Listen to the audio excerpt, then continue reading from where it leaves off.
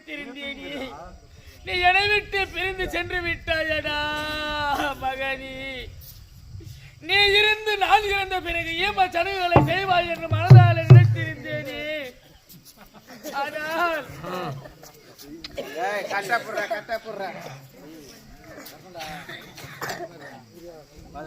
ஆனால் நீ இறந்து உனக்கு ஏமாற்றங்களை நான் செய்யும்படி வைத்து விட்டாயடா மகனே.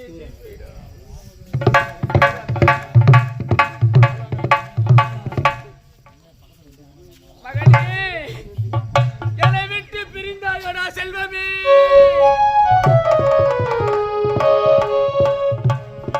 தமிழ் மகனே, தமிழ் மகனே,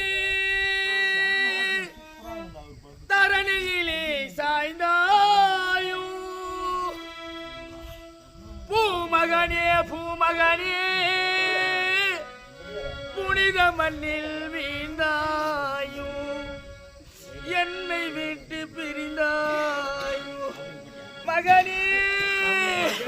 தமிழ் மகனே, தரணியிலே சாய்ந்தாயோ பூமகனே, பூமகனே, புவியை விட்டு மறைந்தாயோ, புவியை விட்டு மறைந்தாயோ.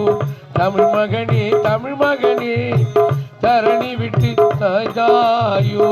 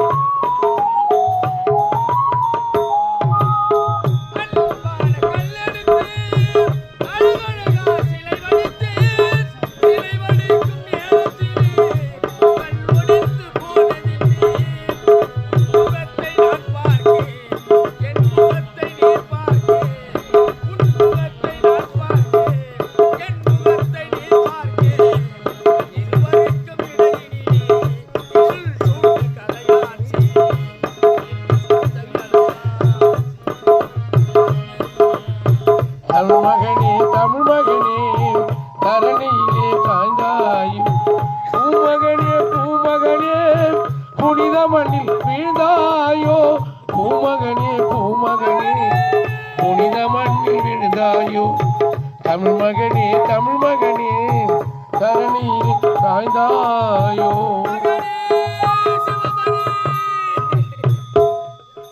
உத்தமையின் ஒரு மகனாய்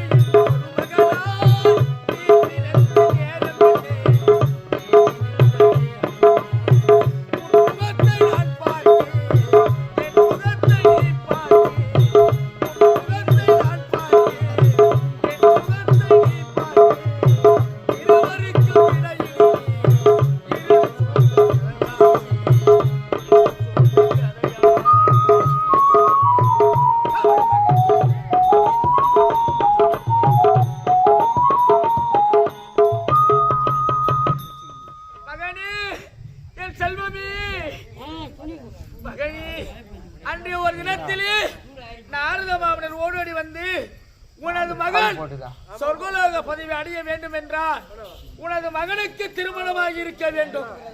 அப்படி திருமணம் ஆகினால் மட்டுமே சொர்க்க பதவி செல்வார் என்று உரைத்தார்.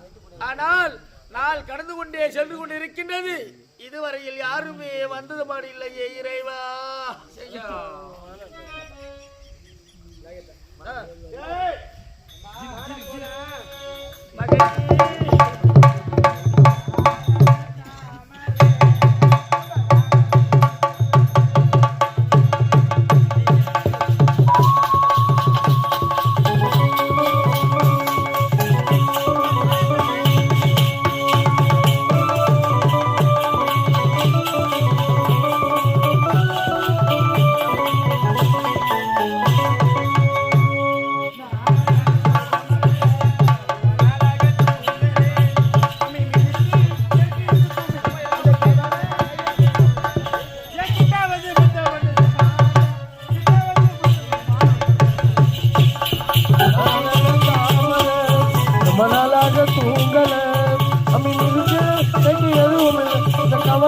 நோக்கு புரியவில்லை தாமரை ரொம்ப நாளாக தூங்களே.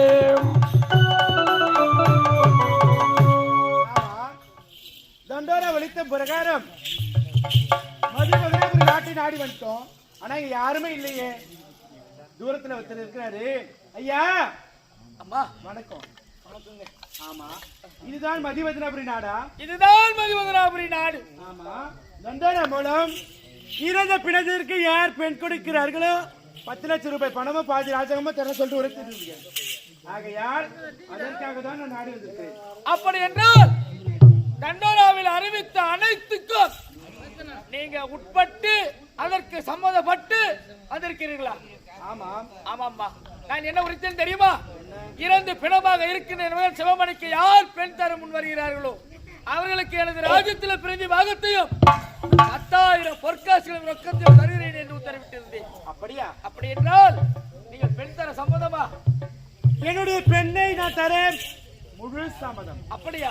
அப்படி என்றால் நான் சொல்வதை செய்து காட்ட வேண்டும் என்று உரைக்கிறீர்கள். உண்மைதான் அம்மா, இதோ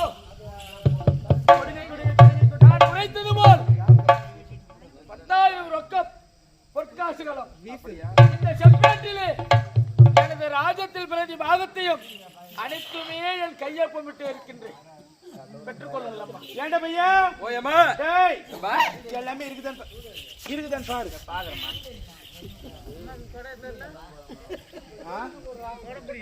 இந்த பனிமா எல்லாமே கரெக்டா இருக்குமா? எல்லாமே கரெக்டா இருக்குமா? டேய் நல்லா கண்ணு திறந்து பாரு. நல்லாவே அம்மா பாத்துன கரெக்டா இருக்குதும்மா. மாப்பிள பாத்தியாடா? டேய் ஏன் மரும்புல பாத்தி எவ்வளவு அழகா இருக்கிறான். ஆமாயம்மா. ஆனா இவன் மட்டும் உயிரோட இருந்திருந்தா நானே அதுதான் தவிக்கிறியா?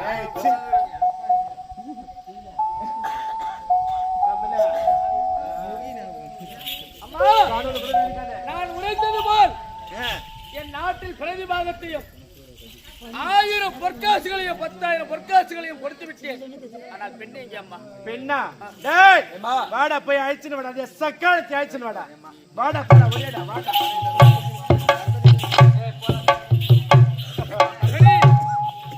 நீ சாலோக சாமிபா சாரூபா சாருட்சம் என்று சொல்லக்கூடிய 4ஆவது அறிவதற்கு இறைவன் இப்பொழுதுதான் யாரோ ஒரு புண்ணியவதி உன்னை மனது கொள்ள மனமும் வந்திருக்கிறார்களா?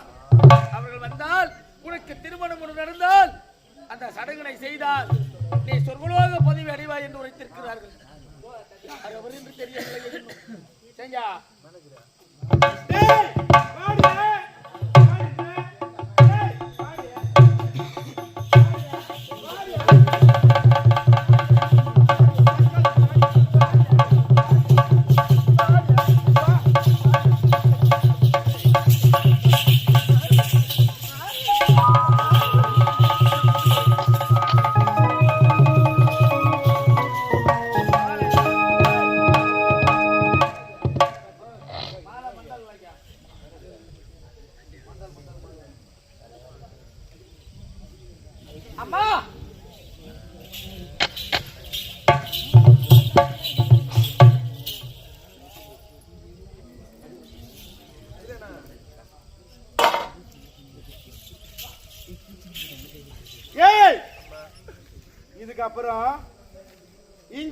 இருக்கணும்.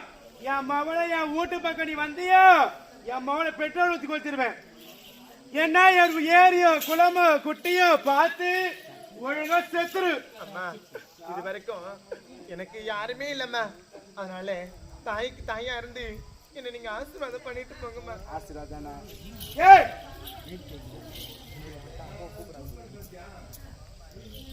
அம்மா, நீங்கள் அழைத்து வந்த உங்கள் பெண் இவர்கள் தானா? நான் பார்த்துக் கொள்கிறேன். அப்படியா? கடைசி ஆசீர்வாதனா? ஏய் பொடிடி, உனக்கு ஒரு ஆசீர்வாதம். ஆசீர்வாதம்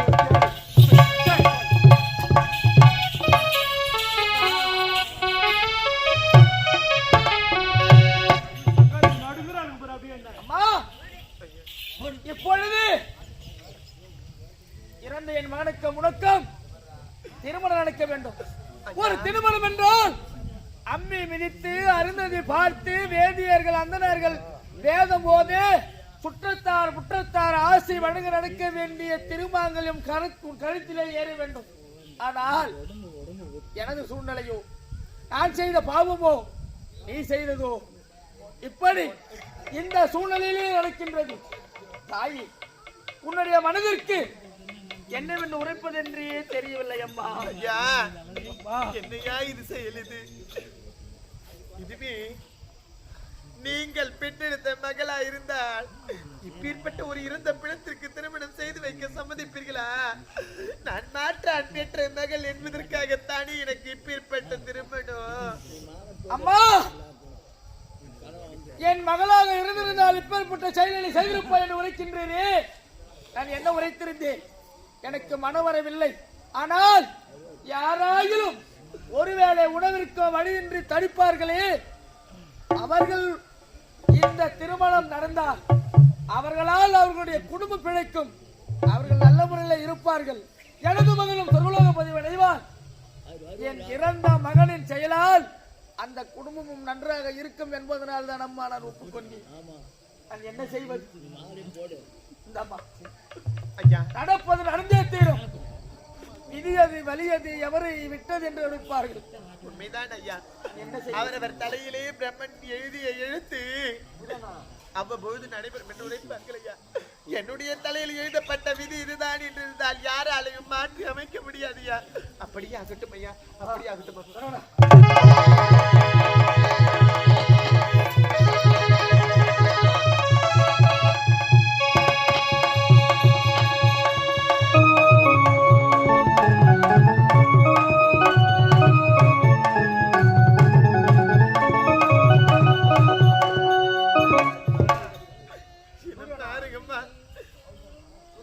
எப்பேற்பட்ட திருமணத்துக்கெல்லாம் போயிருப்பீங்கம்மா. அம்மி மிதித்து அருந்ததி பார்த்து உற்றார் உறவினர்கள் எல்லாம் அர்ச்சனை தூவ ஐயர் மந்திரம் ஓதத்தம்மா. ஒரு பெண்ணுக்கு மணமகன் கரத்தாலையும் மாங்கல்யம் சூடுவாங்க. ஆனா என்னுடைய நிலைமையை பாருமா. இறந்த பிணத்துக்கும் எனக்கும் திருமணம் என்னோட கையாலேயே எனக்கு தாலி கட்டுக்கிற நிகழ்ச்சியை பாருங்கம்மா. அம்மா, எனக்கு நேர்ந்த கொடுமை. என்ன போல அண்ணன் தம்பி இல்லாத அக்கா தங்கச்சி இல்லாத ஓரி அப்புறம் இந்த பெண்ணுக்கு யாருக்கு வரக்கூடாதும்மா. அம்மா அம்மா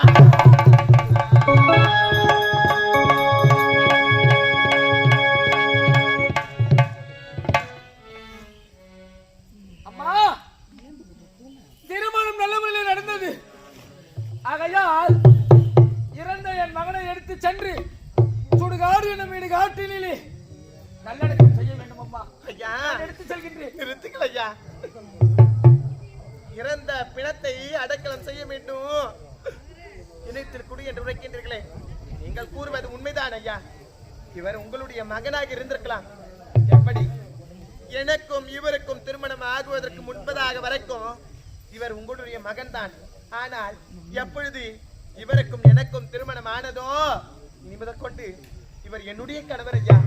இவரை எரிப்பதோ புதைப்பதோ அடக்கம் செய்வதோ தகனம் செய்வதோ என்னுடைய கடமை ஐயா. இந்த பாவிக்கு இவரோடு சிறிது காலம் தான் வாழதான் கொடுத்து வைக்கல. இவர் கூட சந்தோஷமா சிறிது காலம் என் மனக்கரை சொல்லி அழுத்திட்டு கொடுத்துடுறீங்க. அம்மா, உலகத்தில் எத்தனையோ பெண்களை பார்த்திருக்கின்றோம். ஒரு கணவன் நல்ல முறையில இருக்கும் பொழுது, நல்ல சொத்து சம்பாதம் இருக்கும் பொழுது கணவனை விடுத்து மாற்றானை தேடுகின்ற பெண்கள் அடிவினி எப்பேற்பட்டவள் தெரியுமா? பெண்களின் குலவிளக்கு, மாதர் குலத்தின் மணிவிளக்கு, கற்பில் சிறந்த கண்ணகிக்கும் மேலானவள். அது மட்டுமா, தன் கணவனின் உயிர் பறி போய்விடும் என்பதனால் உதிக்கின்ற சூரியனை தடுத்து நிறுத்தினாலே நல்லாயினி, அவளை விடவும் சிறந்தவள். அவளே தன் கணவன் உயிர் போய்விடக் கூடாது என்பதனால் நிறுத்தினாள். ஆனால் இறந்த பிணமாக இருந்தாலும் இவர்தான் எனது கனவு என்று மனதார நினைத்துகின்றாயே கண்ணி, உன்னை நான் என்னவென்று சொல்வது, நான் எப்படி என்று சொல்வது?